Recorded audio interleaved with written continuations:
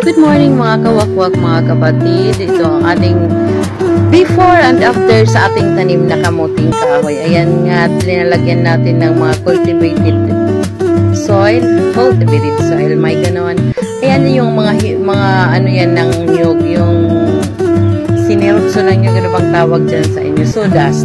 Ihinalo na natin sa mga lupa dyan na akin ang kinultivate. Ayan nga, mapagtataniman natin ng ating kamuting kahoy. Ayan.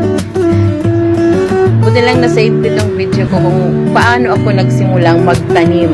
Kasaysayan ito ng pagtatanim ng isang kamuting kahoy na pwede nating panawid gutom o hindi lang panawid gutom, talagang itong pagkain natin dito sa bukid.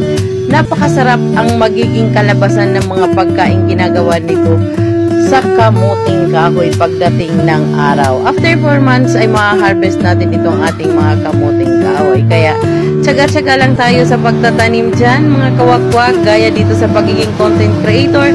Tsaga-tsaga lang tayo sa pag-upload. Baka mayroon isang video na matsambahan tayo ni algorithm. Ayan, hatak lahat ang nasa bahay natin na mga video.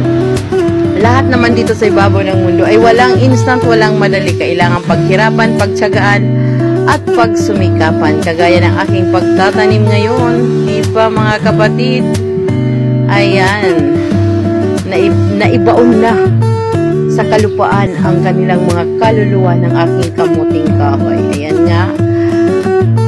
Buhus-buhusan lang natin para mamasa-masa naman sila at makapag-produce ng kanilang mga roots. Ayan, tingnan nyo. Ayan, ika nga. A few weeks later, ito na nga sila ngayon. O, tingnan nyo. Isang buwan ang nakaraan. Isang buwan nakaraan. Ayan na sila. At aantayin natin hanggang 4 months yan. Next year. Ayan. Thank you for watching mga kapatid, mga kawakwak, mga ka-daisy loves. Sana naman, baka gusto nyo